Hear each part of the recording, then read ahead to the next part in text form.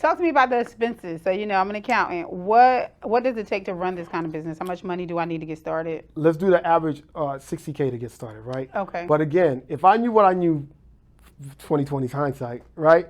Business funding and all this stuff that people are like giving business credit classes, I would have done business funding all day of the week, twice on Saturday. Right. So I could, goodness gracious. I told you I lost like 60, 70K just not knowing. Yeah. But I would have rather that had been the business funding rather than money out my own pocket. Right.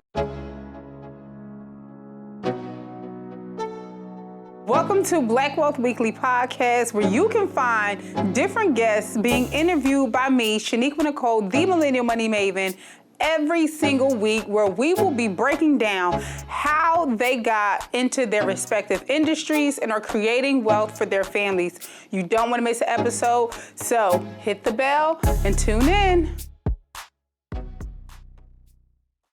What's up, family? Welcome to this week's episode of Black Wealth Weekly. I'm Shaniqua Nicole, the Millennial Money Maven, and your host this week, joined by the healthcare entrepreneur. What's going on, King? How are you? What's going on? I'm good. How are you? Blessed to be here. Yes, thank you so much for being here. I appreciate you for coming on.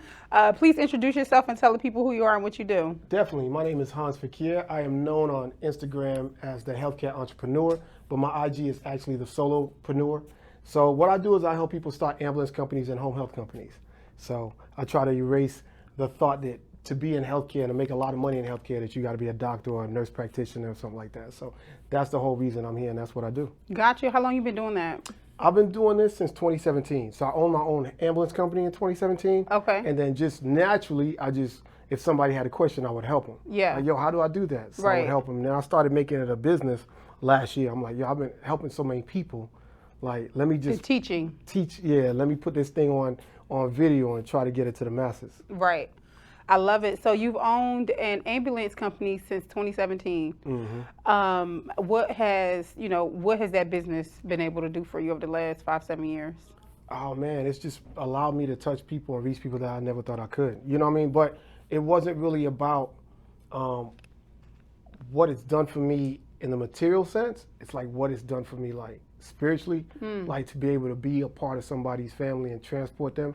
You know, I tell this story all the time. I told it on David Shands. Like, both my parents was on dialysis. You know what I mean? So when I tell people I do this, no, I really do it. Right. You know what I'm saying? So when I speak to a social worker, it's like, no, I don't want to I do this. This ain't right. Like this is not just business. Nah, it will never be. Like, right. I tell my employees, you take care of the patients, the business will take care of you. You know what I mean? And that's how I live by it. Like, it ain't really like what it's done for me. It's propelled me financially, yeah, but that's because I took care of what I had to take care of. Gotcha. You know what I mean? So yeah. So you started an ambulance company in 2017. What made you even decide to start an ambulance company? I worked for the fire department. Okay. And I was like, outside of just loving being with my brothers at the fire department, I don't like people being in control of my future. And typically, you know what I mean? You see a lot of ambulances that are like the county fire department ambulance.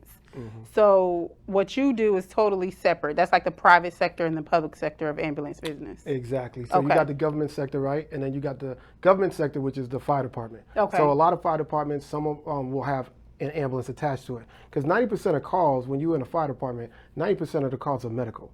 So you'll see that fire truck there, but 90% of the time, that ambulance that's attached to that fire department is going, right? And then you got the private sector like a Grady. They'll have their own ambulance service. Oh, gotcha. You see what I'm saying? And then we are like private as well, but we'll still have all the equipment that the Grady's or the fire department has. Okay. You know what I mean? Because we still have to respond. Even though we just cater to like somebody who's going to dialysis or wound care, you know, we go after those people and we don't have to respond to 911. But if I had a truck that was out right now and they saw like somebody in a car accident and there's nobody else there, they have to stop. Like, legally, they have to stop. They, as in? My ambulance company would have to stop and render aid. Oh, really? Mm-hmm. Gotcha. Yeah, so tell us, I guess, about, what are the responsibilities of owning an ambulance company? So talk to us about the non-emergency part, right? I know you transport people that are in non-emergency situations, but outside of that, what emergency situations are you guys required to respond or answer to? You could have some of your government officials or somebody who's in charge of your county call you and say, hey, COVID is around. The government the fire departments are running thin. Can we put you guys as a backup?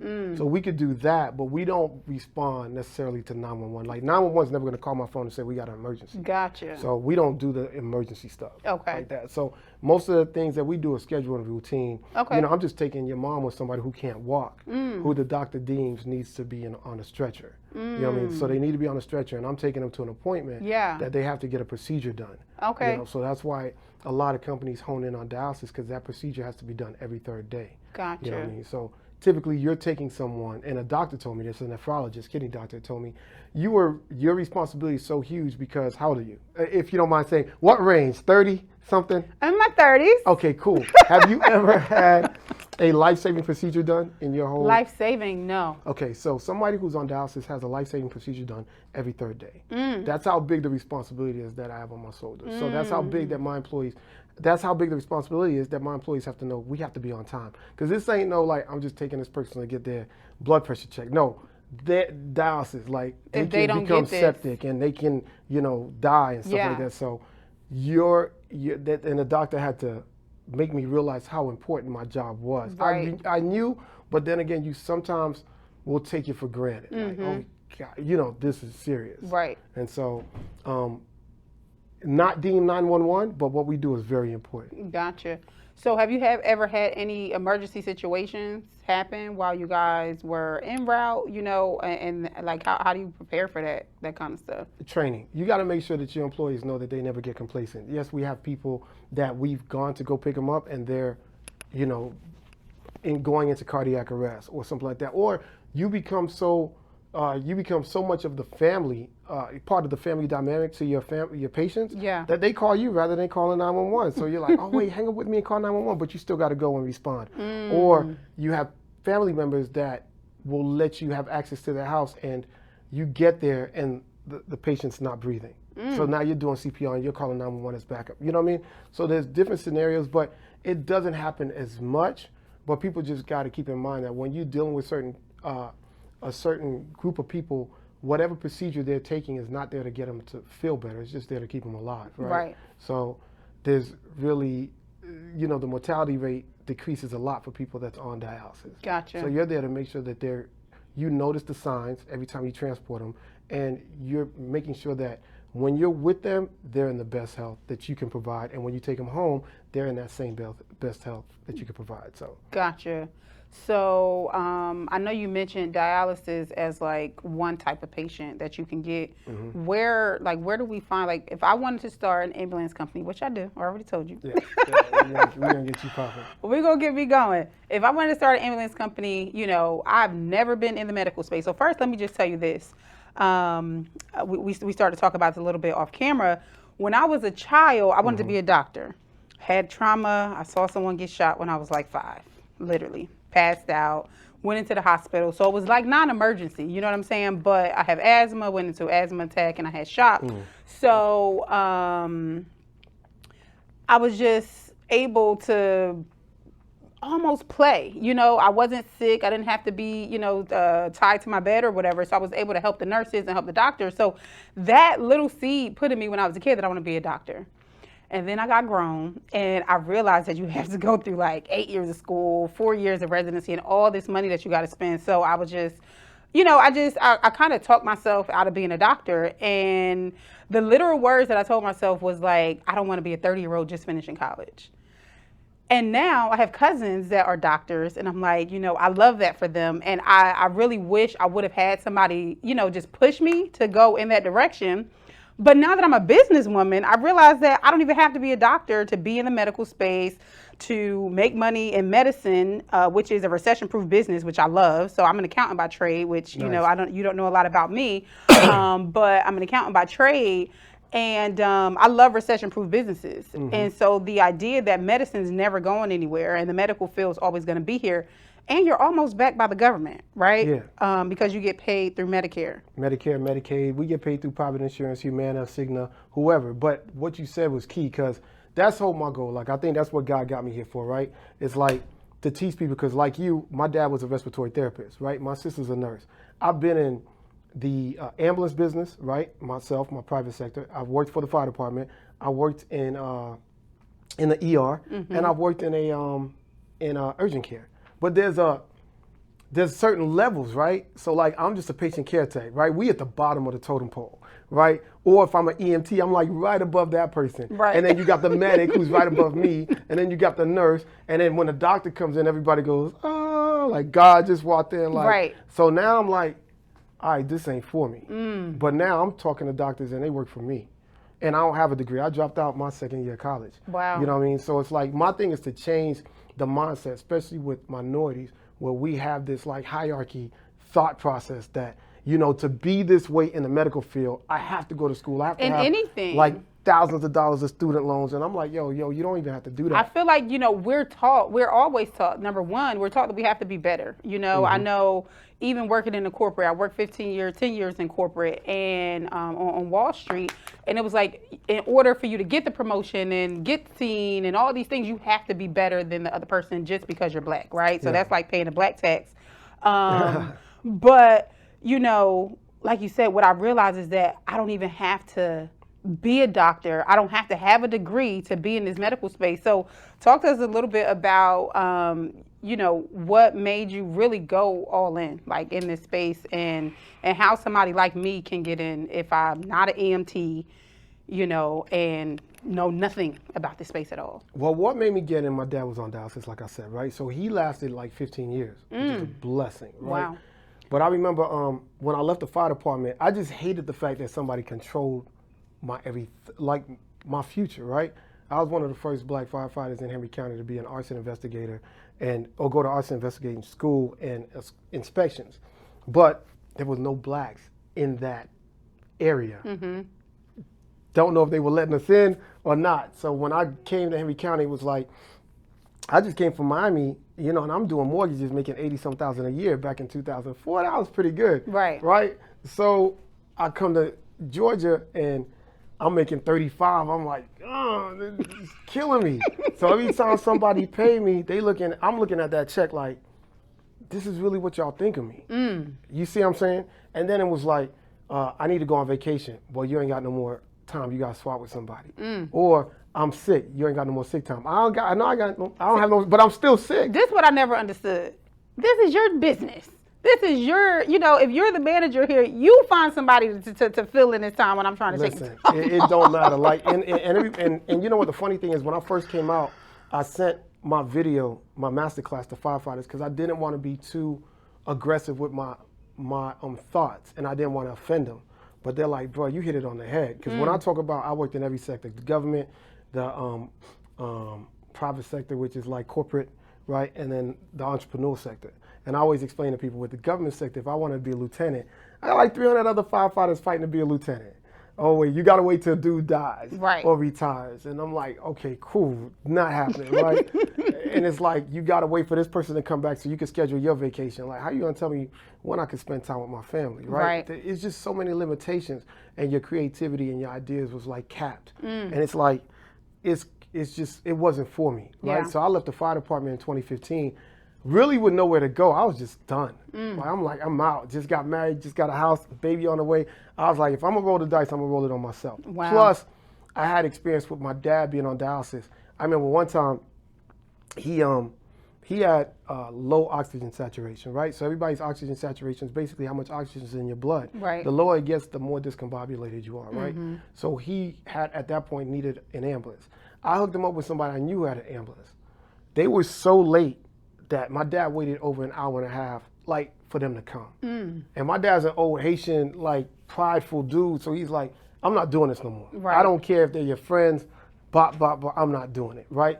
So one time he drove, and my dad probably stayed all of 10 minutes from the dialysis, and he was so disoriented, he drove to another county. So he couldn't even remember how to get 10 minutes from his house. Wow. And he called me, and my mom was like, yo, your dad didn't make it home. I'm like, what? And I called him. What? Like, where are you? He said, I don't know how to get home. And I said, pull over. And I asked him, what do you see? He saw a sign that said, like, a barbecue spot. So I called one of my homeboys. I was like, yo, my dad's lost. He's like, yo, your dad's like an hour and change away. I'm like, done. What? And all they had to do was call him and say, hey, we're running late. Right. But, you know, when people notice how much money you can make in ambulance, they forget the like the humanity people part of it, side. like the caring part. So I was like, you know what? I'm going to do my due diligence. I started calling around social workers. I'm like, if there's anything that's missing in this ambulance business, what is it? And people were like, customer service and honesty. Like, if you can't take a patient, just say you can't take them. Don't try to squeeze them in your schedule because you want to make more money. Right. All right, cool. That's an easy fix. So all I'm going to do is focus on that.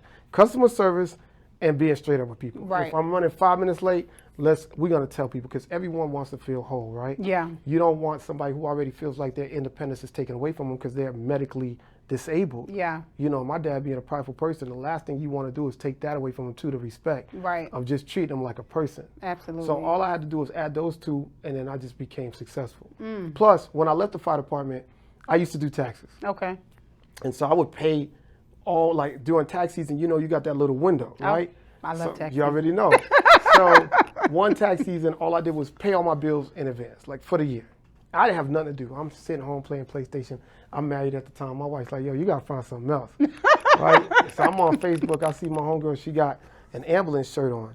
I'm like, yo, where you work at? She was like, she said the company. I was like, yo, I'm going to go through. She's like, yeah, they need help, but they only got one patient. Of course, I told you I was doing mortgages in Miami. So my whole background is marketing. You know, with taxes, it's marketing. Right. With mortgages, like if you don't sell, you ain't making money. If you Absolutely. ain't doing someone's taxes, you ain't eating. So you're not eating. So I went over there. They had one patient. I was like, look, I'm gonna help y'all get more patients.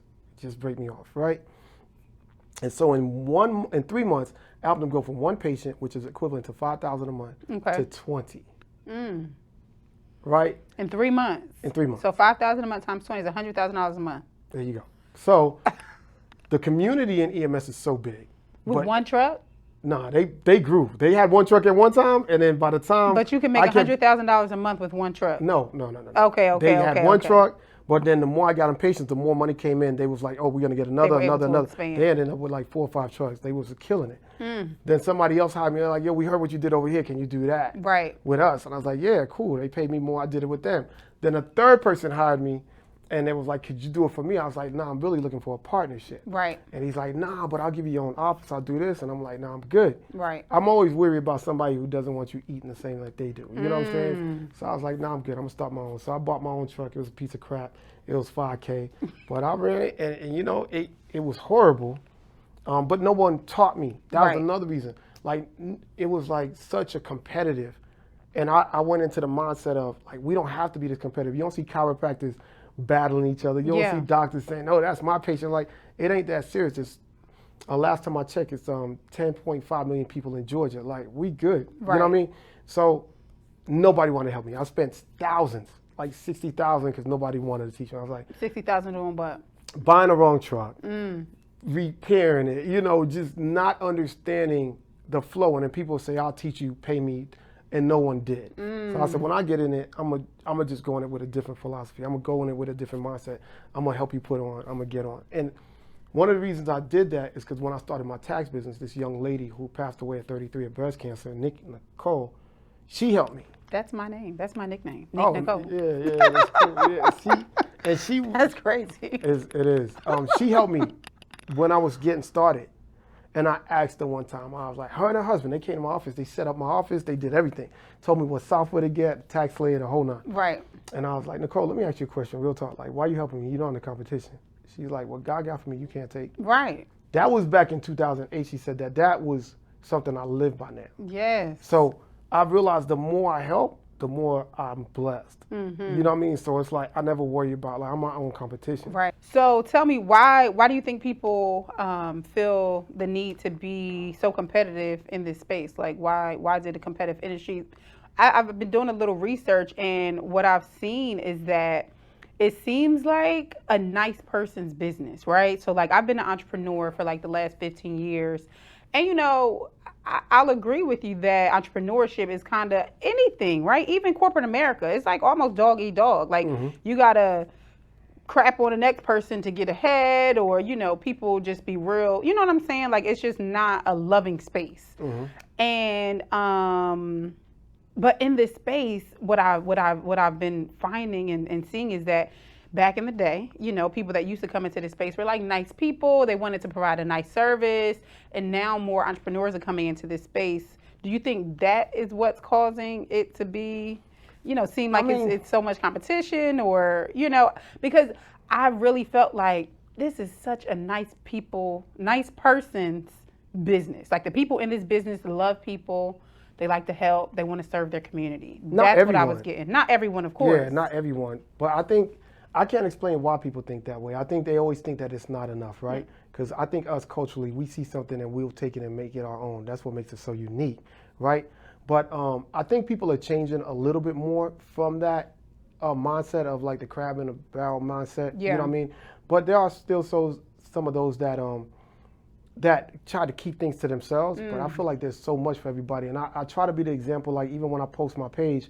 And so like even when you get your ambulance, I don't know if you see my Instagram, I'm like always giving props to the next guy's ambulance. Like, yo, if you want a job, if you want this, but because there's so much room out there, right? And so I don't even focus on why people are doing what they're doing. I just focus on what I'm doing, right? Gotcha. I can't understand why you think the way you think. Like, that's you. You know what I mean? There's so much more, and if you're doing the right thing, again, the key to this ambulance thing, I'm gonna tell you the key to business, period, to be successful. It's just do the right thing. That's it. It's like people ask me like, "What's the blueprint? Do the right thing."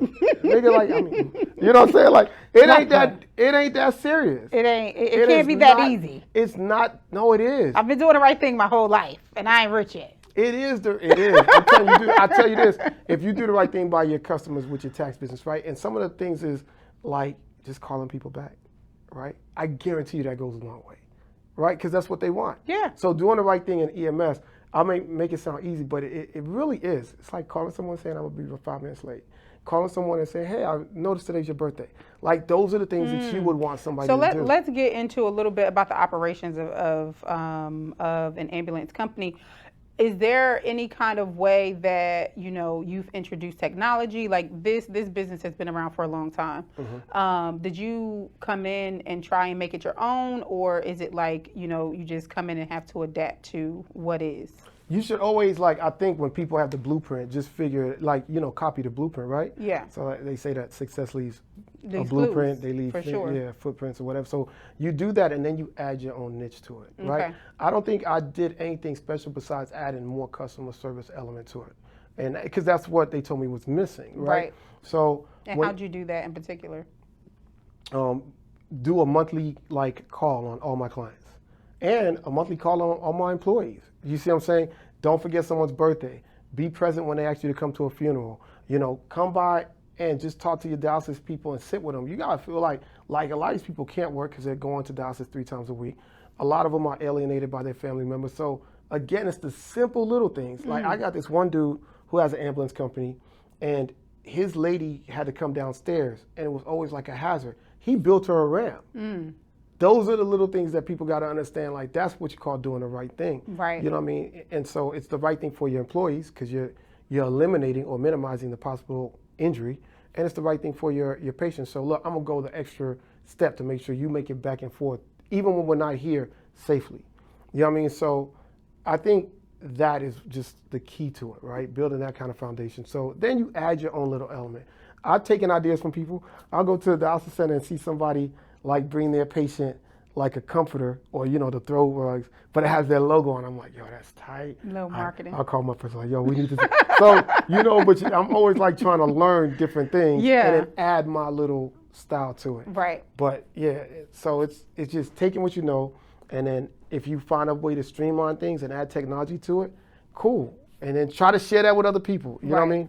So they could probably add it and make their company better. Gotcha. So tell me this. You walk into a dialysis center or a clinic, and what do you say to who to get customers? I don't know. It's different. Like, if you, just being transparent, if you cute, I'm like, yo, you look good today. Like, you just got to be a people's person, right? Right. And then you got to also separate that part. So you don't go in salesy with like a pamphlet. Hey, I'm from Everybody Best Care does that. Services. That's the first thing you thought, right? Right. So how many times do you think they hear that? Right. So if I come to you and go, look, I heard you got a podcast. I need to be on your podcast. You're like, well, I don't know you because I'm the best at what I do.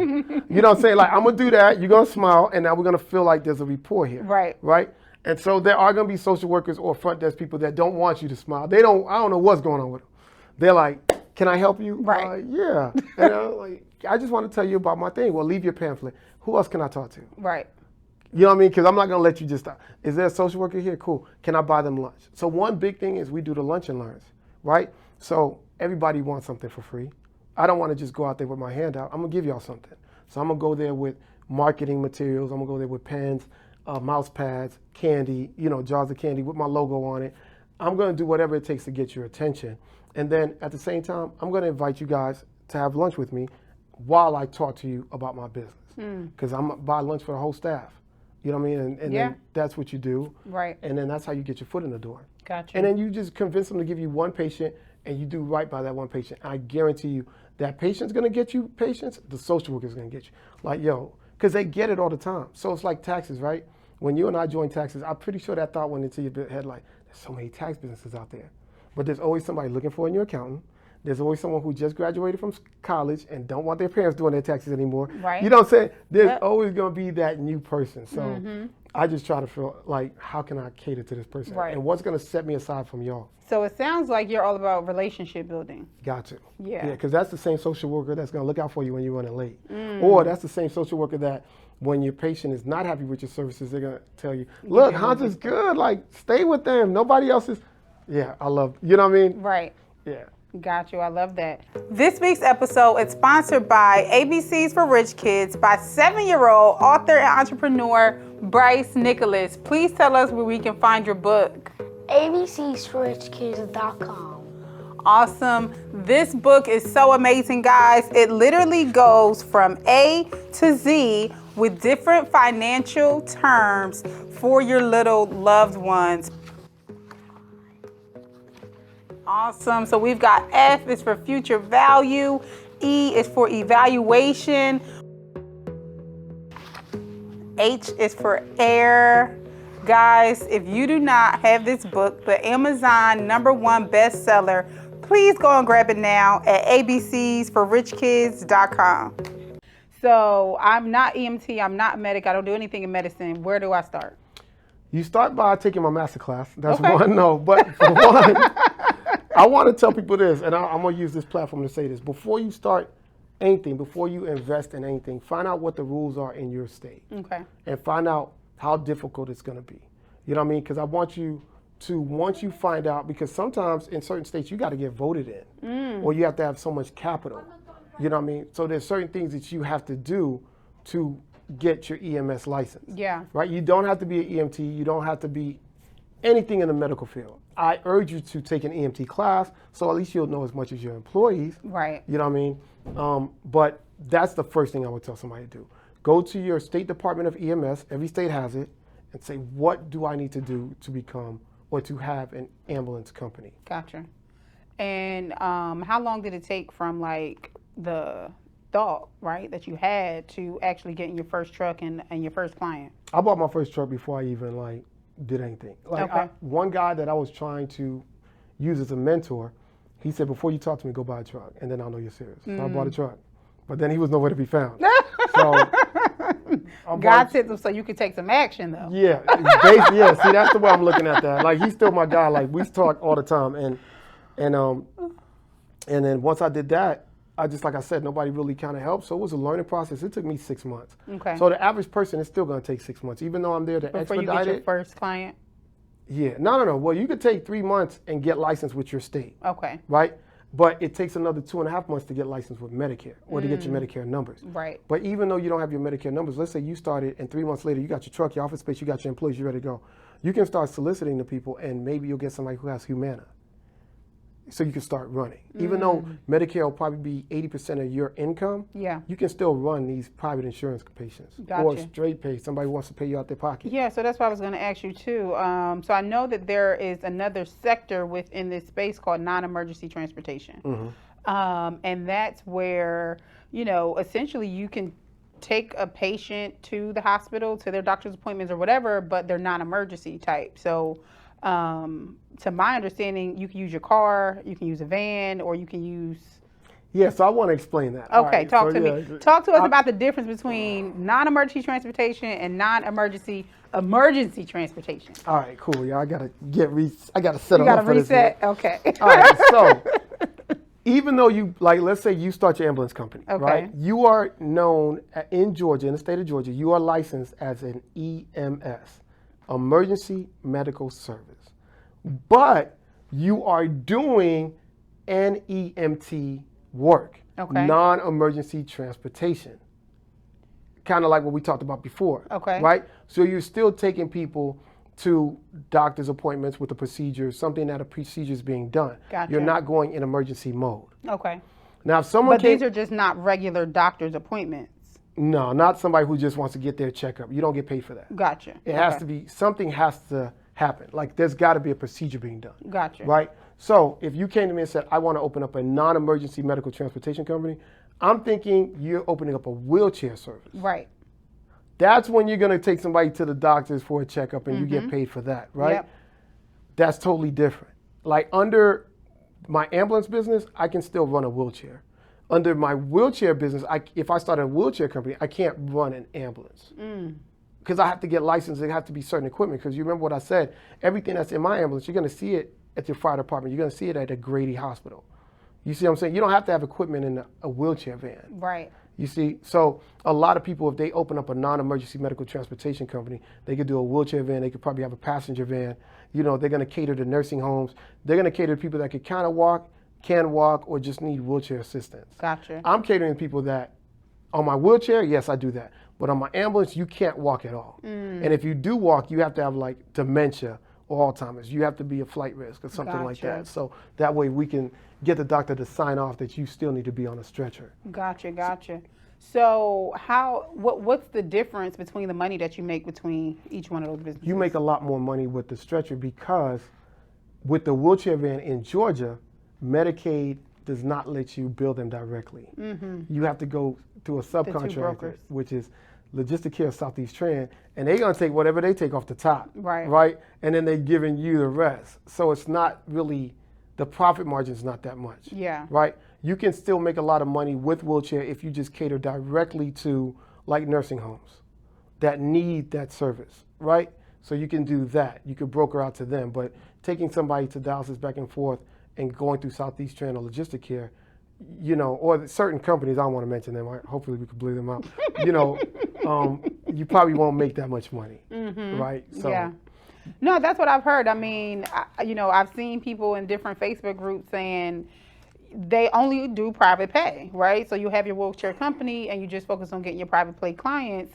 And I'm assuming it's because I think Medicare paid like $35 or something a leg. So you $35 there, $35 back. Medicaid pays for wheelchair, Medicare pays for stretcher. Gotcha.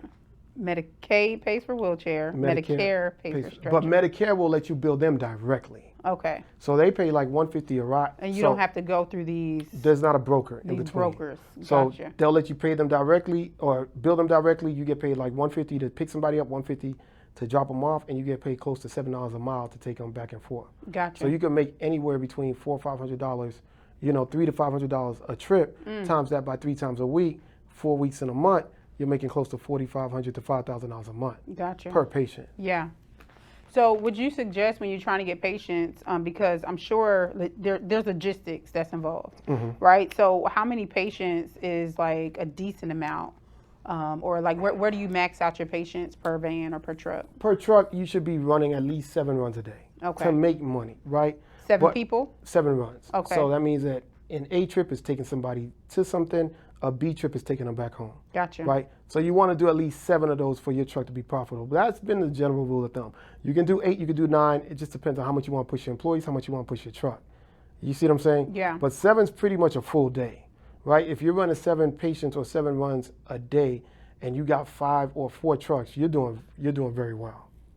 7 patients a day? Or 7 runs. 7 runs. So that's like 3.5 patients a day, pretty much. So think about it, 3 patients, you got to take them back and forth. So that's 2 runs back and forth. That's 6 runs, right? 3, and then another run you're doing. You might be splitting 2 runs between 2 trucks. Gotcha. So you're doing 7 to 8 runs. That's a pretty full day for that truck. Yeah. And that, with them 3 people, make $15,000 a month. Yeah, it's making more than that. I'm just saying with those 3 patients that you're running in that one day. Yeah. So you make $15,000 a month. Between 12 and 15, yeah. Got you, just from those 3 patients. And that's 1 truck. And that's one truck. So you times that by 3 or 4 trucks, you're doing all right. Right. 30, and that's 60. just like you said, Monday, Wednesday, and Friday. So what about the Tuesday, Thursday, and Saturday? That same one truck is running just $15,000 worth a month. So that truck is making close to $30K a month. for 3 patients? Well, now it's 6 patients. 3 on one day, 3 on the next. 3 on one day, 3 on the other day. So if your truck is $30,000. averaging about $25,000 a month, you get 4 trucks, you're doing life. You loving life. Loving it. Talk to me about the expenses. So, you know, I'm an accountant. What does it take to run this kind of business? How much money do I need to get started? Let's do the average $60K to get started, right? Okay. But again, if I knew what I knew, 2020's hindsight, right? Business funding and all this stuff that people are like giving business credit classes, I would have done business funding all day of the week, twice on Saturday. Right. So I could, goodness gracious. I told you I lost like 60, 70K just not knowing. Yeah. But I would have rather that had been the business funding rather than money out my own pocket. Right. You know what I mean? I was late on my mortgage 3 or 4 hours. Like, I'm determined to get this company started. But if I knew, you know, then what I know now, of course. Okay. So you're talking about 60K because you want to get 2 used trucks at least. And I always tell people, they say, why 2 used trucks? Because if you get 1 truck and that truck's really going, like you got off to a great start. So you're getting those 3 patients. But what if that truck has a flat tire, it broke down, you're screwed. You don't want to displace your patients. No. And if you displace them, there's not a good chance that they might come back. So yeah, what happens if something like that does happen and you just can't pick them up? Like, is it my responsibility to try to, you know, get somebody in there? By any means necessary. And that's why I say building an ambulance coalition like I've done. I could call my guy Dre and say, yo, can you help me? Right. You know, I build where I tell people all the time, we've had meetings where it's like 7, 8, 9 ambulance companies that we talk and we're like, hey, I got a patient all the way by your office. Why don't we swap? Right. Like, we try to make things easier. Yeah. But I got a good rapport with so many people. I think I'm the only ambulance business owner right now, and I put this on, like, just that can walk into any other ambulance company and I'm good. You know what I mean? Like, I've jumped on trucks for people when they needed help. Right. You know, so. So are you an EMT? Yeah. Okay. Yeah, I was a firefighter for 8 years. Oh, gotcha, yeah. Yeah, so I was a firefighter. Gotcha. So I'm not an EMT. Do I need to be one if I want to start this, or should I consider it? It's only a 6-week class. I got a guy who does the classes every 2 days, like 2 times a week for 6 weeks. It's easy. It's just knowledgeable, you know, for you want to know these things. It does 2 things, right? One, you know as much as your employees, so they can never pull the wool over your eyes, right? Number 2 is, what if you have an employee that's not really abiding by your policies, your SOGs? You're not a threat if you can't call that employee and say, you know what, I'm jumping on the truck, I'm gonna Uber you home. You can stay home today. You can stay home today. And they know that you got that ability to do it, you good. You know what I'm saying? So I always say that you don't want to use that, but why not have it in your back pocket? Yeah, of course. So yeah, I love doing that. Got you. So with the 60K, we need 2 trucks. How much are we paying for these trucks? Or like, let's talk about maybe years, stuff like that. What's for a starter person? Like, new trucks almost are like, when I first started in 2016, those trucks was like 67, 70,000. Now they're going for like 99. Yeah. But the new trucks help with marketing, right? Because an employee sees a brand new truck and they're like, yo, I've had employees say, I've seen your truck, can I work for you? You know, but if you don't have that and you don't want to finance it, you know, because you got to think, if you get a new truck, you're still waiting 3 to 6 months. Right. So you're paying $1,600, $1,700 a month, plus the insurance is with another $15 for 7 to 6 months till you get up and running. So you need to have some cash reserve. Business funding. Even if, and I tell people now, smart money is, even if you come out the pocket, right, the business funding will at least pay you back. Right. Now your money's used in reserve. So there's so many ways now you could do it where you really essentially started this business with nothing out of pocket. Got you. So you could get 2 trucks used for like, you could get a good truck for like 20K. Okay. And then get another one. You know what I mean? Yeah. And are you getting ambulance trucks, or are you just getting a regular truck and turning it into an ambulance? There's companies that do that buy brand new trucks and they'll refit it to become an ambulance. So they'll get a truck from Ford or Dodge and they'll, you know, make it a brand new legit ambulance for you. Right. Right. How much does that cost? That's the $90,000 trucks. 99,000. Gotcha. What if I get a used van or truck, and right? pay somebody $20K to redo it? That's why I was asking, how much does it cost to, like? Yeah, that's probably like $20,000. So you'd get a new truck. You could get a really decent truck for, like, if you bought a used truck for 10 and spent 20, you would have just might as well have gotten one for 30. That's ready to roll, ready to pass inspection. Gotcha. All right, cool. So you said don't invest in an old truck and spend $20,000 to rehab it. We should just go and buy a truck that's already outfitted to be an ambulance. Gotcha. Yeah, like you know, I've never seen nobody do that. That's too much money. So if you're gonna do something like that and you get it, let's say you get an old ambulance, I'd rather you take $10K and buy an old ambulance and take another $5K and get a brand new engine and transmission. Because once you get it wrapped, you and I, the general public's not gonna know, unless you're talking about a Sprinter, we're not gonna know what year that truck is. Right. Right, we're not paying attention to that. So what are some good years? Like, where should we?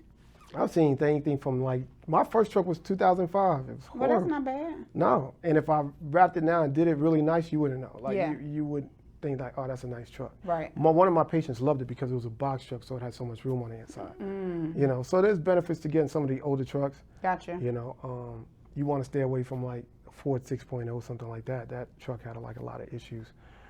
So again, nobody taught me. I spent $20,000 on repairs and ended up selling it for $5K. Oh my gosh. Yeah. So there's just, but you learn, right? Right. So my job is to relieve the headaches from everybody else. Right. So yeah, I tell them wherever you find, like you find something nice for like under 20, go ahead and spend another 3 and put a brand new engine in it. Gotcha. You'll have something reliable. Wow. You know? And get 2 of them. Yeah. So get you 2 vans, and then what else you need? Some equipment, you know, and get your medical equipment. But every state has different equipment that's required. Okay. So once you call the state again and see if it's even possible for you to do it, you want to get that checkoff list that they're going to give you, and it shows you like, you know, 5 Band-Aids, 20 gauze. You know, it's going to tell you everything. And there's equipment stores online that you could just. I use Dash Medical or B&B Medical Supplies, and they usually send me all my stuff. Gotcha. So. You could probably get a little business credit. You know, float some. I'm gonna work something out. Float some of those expenses. Yeah, definitely. And some of these things you're never really going to use. Again, we do non-emergency transportation, even though we are an ambulance company. Right. So you just some of your stuff will be there. Yeah, it'll be expired. Like it gets. Yeah. It's such a, you know, it's like any other business. It's the employees, but outside of the employees, it's definitely a hard thing to start. But once it coasts, you're like, man, this is too easy. Right. You know. So how many vans do you own now? I have 6. Okay. And how do you manage the business, like with your employees, 6 vans, logistics? You know, what helps you keep the business going?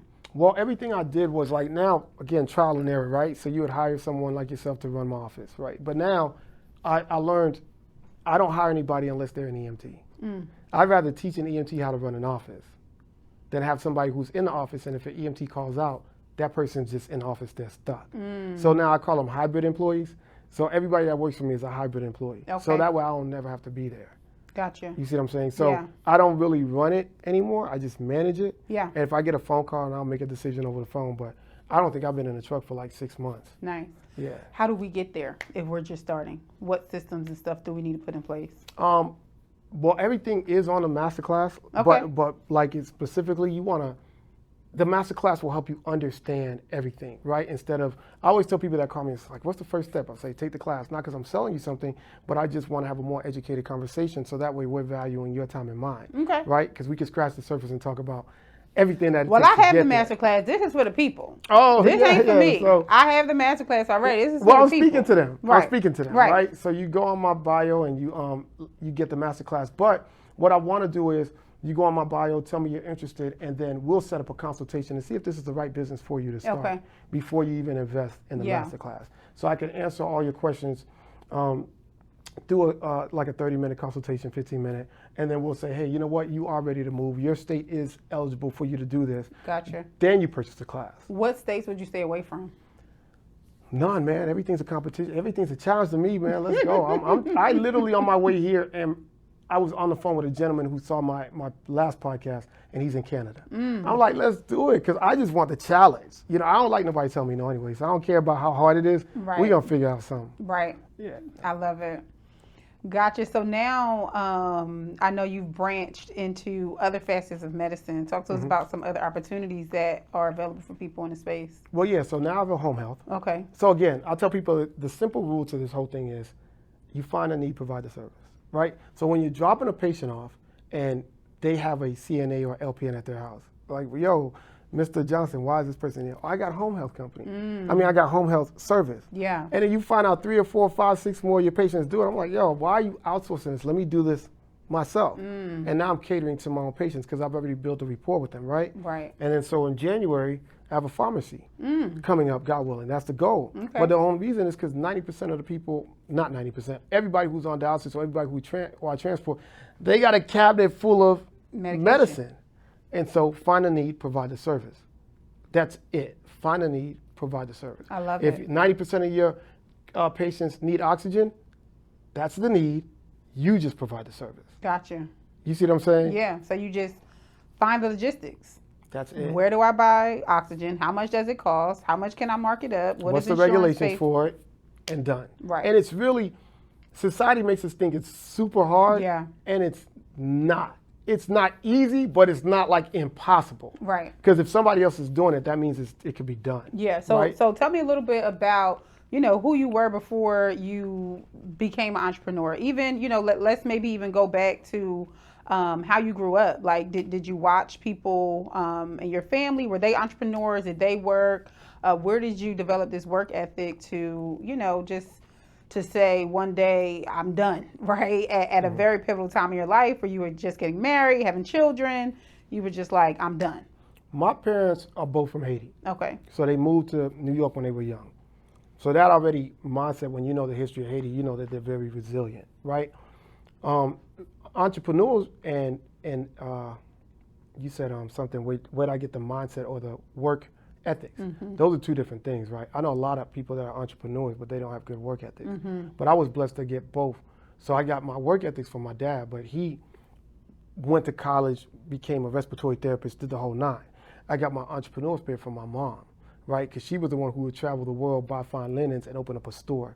She was the one, when I was 6, she opened up a bakery, right? Nice. So it was like, bakery failed, okay, she's cooking out from her house, Right. you know, or she's selling linen. So it's like, yo, she always had this mentality, like, you could do whatever you want. Yep. You know what I mean? And although it wasn't preached to me, I saw it. Yeah. So early, when I was younger, I just had that, like, man, F this, I'm better than you. It wasn't like a cocky thing. It was just like, that's what I had to say to myself to get motivated, right? Right. If I'm playing basketball with you, I don't want to know your name. I don't want to know who you are because I'm literally going to talk about you. Because I need you to say something to me to fuel me, right? So when I was young, like 17, you know, we was just some knuckleheads, man. I was going to school, and outside of school, nobody taught me about college, right? My parents wasn't really like, oh, what school you going to? I just graduated. They was happy. So me and my friends, we going to clubs. So were you a bad kid? No, I did my thing, man. You know, sometimes it's like, Lord, let's just get this boy through high school. And we just, I think a lot of minority families, not now, I think before, and a lot of people can relate, especially with island families, the parents just taught you to be safe. You know what I'm saying? And college wasn't like, you got to learn what they learned. And they didn't know about financial aid or college or something like that, right? So I couldn't never blame them. Like when I grew up, I understood that they didn't know these things, the things that I blamed them for in the past. Yeah. You know, like they didn't really push me to go to college, but they didn't know. You know what I mean? Even though my dad went, it wasn't like I'm supposed to talk to my son about financial aid and stuff like this. I'm just doing what I got to do to provide for my kids. Right. You know, so for them, it was like, think in the box. You're not really allowed to, because if you think out the box, that might be dangerous. You know what I mean? And so my parents thought keeping you safe was going to help you, and it really didn't. Yeah. So I just hated feeling safe all the time. Yeah, I was doing my thing. Like, you know, I was a regular kid. And, you know, I did things that wasn't right, and I did things that, you know, I just always wanted to think outside the box. So even when I was going to clubs, we was going to clubs like 6 days a week. It was me and a bunch of group of guys, man. We used to go to clubs to fight. We was just like on some regular stupid stuff, Not right? to fight, Yeah, Lord it have was mercy. bad. And then so one time I got so tired of going to clubs and paying, I told him, I was like, yo, I'm not paying no more. And of course, your friends are going to be the biggest skeptics ever. All right, N-word. Let's see what you're doing to get in the club for free. I said, I guarantee you I'm not going to pay to get in the clubs anymore. So I would go to like the biggest reggae club and I'll speak to the promoter. And I'll say, we didn't have Instagram back then. We had flyers. So I'd pass out flyers, and I told him I'd pass out flyers for him for free. And I said, the only thing I ask you is, I'm going to help you when the college season comes and the attendance goes down, I'm going to help you maintain your attendance. You just got to take some of my suggestions. Yeah. But I will pass out flyers for free. I'll promote this like it's my only my only thing to do. And so that, I got my foot in the door. Right. So when I'm walking past my friends and I'm getting in, they're like, what is it? But, you know, it was just my mentality of, I gotta just do better. You know what I mean? Like, my life is crazy short. I'm really one of those people that believe that life is super short. Like, I lost both my parents in a year and a half less from each other. You know, my mom passed away 2 years ago. I appreciate it. And my dad passed away last year. Wow. And it was like, I tell people, I'm like, man, my thought is like, this ain't gonna last, bro. I'm going hard. Right. Like, I hate the times that I'm lazy, but 9 times out of 10, I'm going hard. Right. And all I need you to do is just do that one thing and tell me I can't do it. Yeah. I'm like, all right, fuck you, I got you. You know what I'm saying? Like, I want that. Like, I feed off of somebody telling me I can't do it. Right. So when my friends tell me you can't get into a club, okay. Like, I first started off, I was DJing right next to DJ Khaled. I went to school with Rick Ross. Wow. Like, he was 1 year under me. Wow. So it was like, to see them now even propels that fuel, like, yo, if they could do it. Like, Right. I watched this dude walk home from school. I watched DJ Khaled with the same energy he has now, have that energy 20 years ago. Right. In fact, when they was on their grind, I worked at Sprint and I was selling them phones. Like, they were my number one You're the third customers. person on my podcast that worked at Sprint. Yeah, Sprint done bred all the entrepreneurs.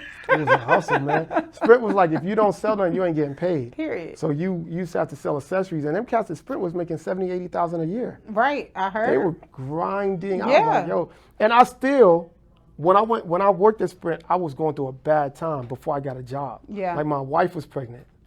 I couldn't find a job nowhere. To do with the gift of gab who could do anything, I swear to you, I could not find a job anywhere. I remember one time crying. I was living at my girl's mom's house. You know, for a dude, that's like a blow. Wow. Right? But this was many moons ago. Right. And somebody put me on with Sprint. And even when I got the interview, I knew, like, I tell people, if you don't want me to get the job, don't interview me. It's a wrap, right? But I didn't understand the pay structure. So even with me being unemployed for almost a year, I went to Sprint and he interviewed me, said, okay, you got the job. I said, well, I don't really like the way you guys compensate people. And he's like, okay. He's like, you know how much money people make? I said, I understand that. And he's like, well, what is it you want to do? I said, I got a proposal. Now, this is me interviewing with a guy I never met. Yeah. I said, if I outsell everybody for 6 months straight, you got to promote me to sales manager. Okay. Dude laughed in my face. He's like, you know, I got Carlos here, I got this. And I'm the only black dude. Everybody else is Hispanic and 2 whites. I said, just give me a try. He said, that's a bet. Like, he was eager to take it, not knowing, he didn't know who he was talking to. Right. So back then, I would pack up Sprint phones and go to the hood and sell phones because you didn't need good credit. All you need to do is give me $125. I'll get you a phone. So I was like out selling everybody. Trick was one of my clients, Trina, Khaled. Like, I was that guy. Right. You know what I mean? So I became And sales it's like, manager. look, if you ain't coming to me, I'm pulling up. I went to the hood. Like, I literally went to the hood. And like, I'm pulling up in my car, whatever car I had, a Camry back then. I'm stacked up with phones Right. and with my laptop. And I'm doing activating people's phone right on the spot. Wow. I had bad credit before. Don't worry about it. Give me $125. Your new name is, you know what I'm saying? Let's run it. You know? And so that's always been my mentality. Like, I don't like people telling me how much I could get paid. Now, I got to set that standard. Right. So that took me to becoming a mortgage broker. And the mortgage broker was a funny thing. My brother-in-law owned like 48 homes, and I was working at the hospital. And I had this bullcrap job, man, cleaning sterilizing surgical equipment. So you can see all the bones and guts, and I got to clean it, 7P to 7/8. And I told my sister, I was like, yo, tell Danny to put me on. And he would never put me on. And my sister would be like, yo, my brother's like a marketer. Like, you got to put him onto the mortgage business. And one time he called me at 7 in the morning. I just put my daughter to sleep. I'm like, what's going on, bro? He's like, yeah, I need you to do the eviction. I was like, I don't know how to do an eviction. He's like, I'm going to show you. I just need you to run to the courthouse. Called my mom. She took care of my daughter. I ran to the courthouse, did exactly what he told me to do. I came back. He tried to give me $200. I was like, nah, I'm good. And he's like, nah, I'm paying you. I said, I got paid. Like, you just shot me and you hustle. So since I told him that, it was like, I'm going to put you on. And then I started doing mortgages. You see what I'm saying? So it was like, always just like, what's next for me? Like, even with EMS, I opened up the home health, and now I want to open up the pharmacy. Yeah. You know, it's like, what's next? Because the time is ticking. Yeah. And so that was going to be my next question. You know, you've been in this space for some years now.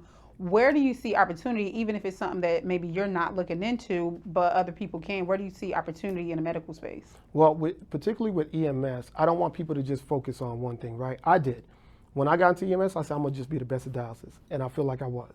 But that opened up doors for everything else. Because I tell somebody, once you're really good at something else, you don't have to try to do 1,000 other things. Those opportunities will come, right? And so once I did dialysis, I realized now I'm doing wound care, right? And so now I'm transporting people to wound care. Now I got contracts with nursing homes because my name's out there now. Now I'm doing sport events. Now I'm doing, movie sets. Now I'm picking up people from the airport that are on stretchers. So I'm like, God, there's so much more revenue that you can get. How did you get into all of that? Talk to us about how you can make money with the ambulance outside of medical, because that's what it sounds like. Yeah, so I want people to understand that the medical field, when you open up an ambulance company, get that thought out your head, right? You're not opening up an ambulance company. You're getting into the healthcare space. And if you understand that you're getting into the healthcare space, you'll find out all the things that insurance is paid for and find a need, provide the service. Right. You see what I'm saying? Yeah. So, wow, wait, I see EMS companies at football games. Okay, well now I'm going to do that, right? I see EMS companies like transporting people back and forth to the airport.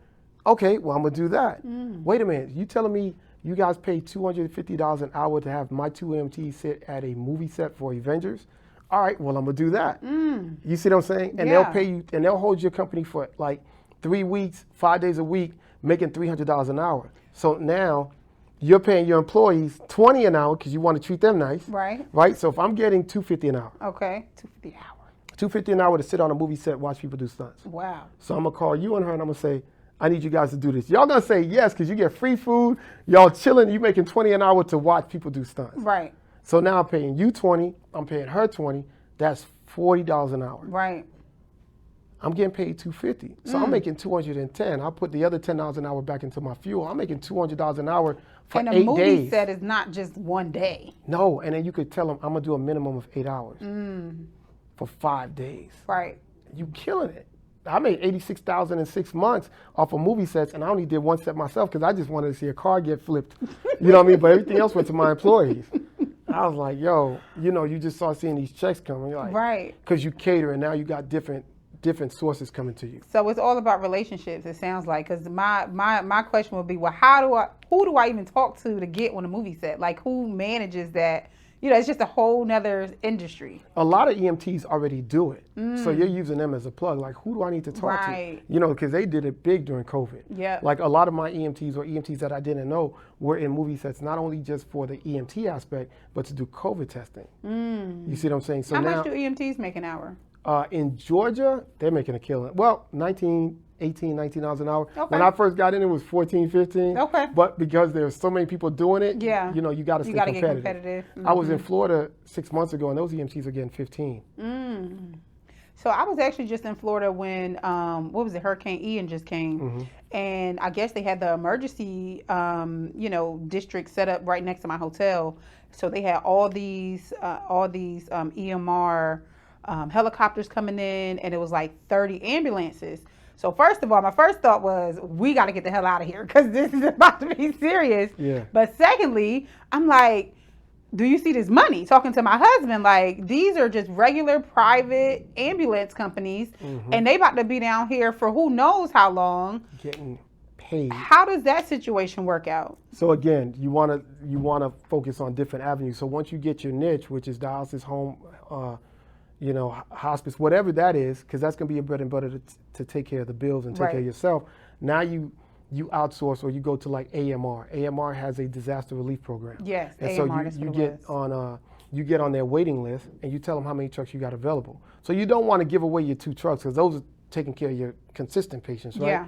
But if you get 4 trucks and you know that you could give away 2 and you got 2 employees that want to make $25 an hour, because they'll pay you up to $50 to $100 an hour, I think, as soon as your truck leaves. So they're going to say, hey, we need your truck tomorrow. You guys are going to Florida. And so I posted something where you're just driving and all of them are on just standby, but they're getting paid. I know people that made $100K a month on 1 truck standing by. So if you take 2 trucks, you're making $200,000 a month. Wow. While you're still at home taking care of your regular business. Right. So when you become part of a disaster relief program for AMR in different states and they call you, man, again, icing on the cake. I love it. Man, listen, I saw those ambulance going down the highway. I'm like, look at all this money. And you see it was just different companies. Oh yeah, all different companies, all different colors, all different branding. But literally opened my husband's eyes because I had been talking to him about it. But when we saw that, he was like, "Oh wow, yeah, this is crazy." Awesome.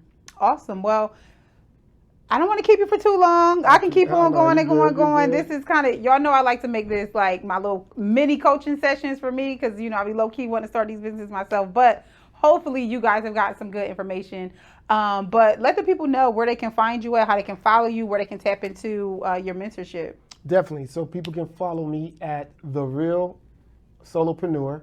That's on IG, right? So it's The Real Solopreneur on IG, and then you can go into my bio and you can get access to my masterclass. I just dropped an ebook, but I'm going to revamp it, so I'm going to redo that. And 9 times out of 10, I am going to be the person that you reach out to. So if you DM me, I actually give you my number and we just talk and see where you at with it. Oh, well, that's super fire. I don't know how long that's going to last. I was going to say, I'm shocked. I'm not, because I just did the David Sands and that blew up. Right, not hanging around these circles. People going to help get you together real quick. Cause I'm like, oh, okay. But I'm trying because I don't want to be unreachable and untouchable. It's such an opportunity to bless other people. Absolutely. So how can I help you do that? So I give people my number all the time. I just tell people, hey, respect my time. Yeah. Don't call me late. Right. You know what I mean? Don't mess it up for everybody else. Yeah. You know, and then I'll pick up the phone whenever I can and say, hey, how can I help you? And let's get this thing going. Got you. Because the one thing I tell people bigger than getting money is watching your truck go down the road and go, yo, that's my joy. Like, that's crazy. You know, I still get feelings when I see my employees or my mentees driving their own truck. I'm like, yo, that's what's up.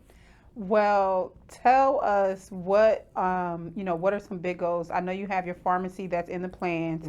Over the next 5 years, what do you see for your business? You want me to tell people my master plan, my master ideas? I mean, listen, this is how you manifest, right? And I'd love to come back in 5 years and you tell me how you double the production of your goals. My goal is to do the 3-headed monster, right? I want to do the home health, so that's it. So my thing is called constant care.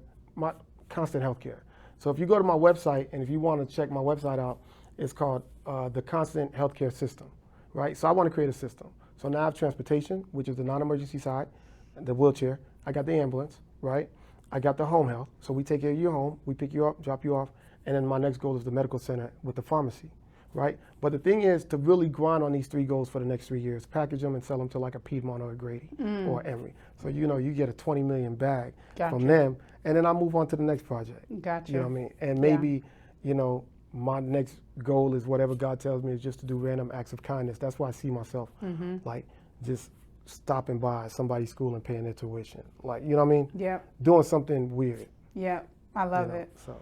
Awesome. Well, guys, that's this week's episode of Black Wealth Weekly with this super, super dope guest, Hans. He really dropped $1 million worth of game on y'all. So make sure you guys tap into him at the Solopreneur on Instagram. Make sure you hit the subscribe button, leave a comment, and let us know. Did this episode help you out? Did it bless you in some kind of way? But we'll see you guys next week.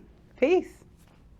Thank you for watching this week's episode of Black Wealth Weekly. I'm your host, Shaniqua Nicole, and I hope to see you next week. Make sure you hit that subscribe button, turn on them notifications, and head to blackwealthweekly.com where you can read all the new episodes of these entrepreneurs and so many others.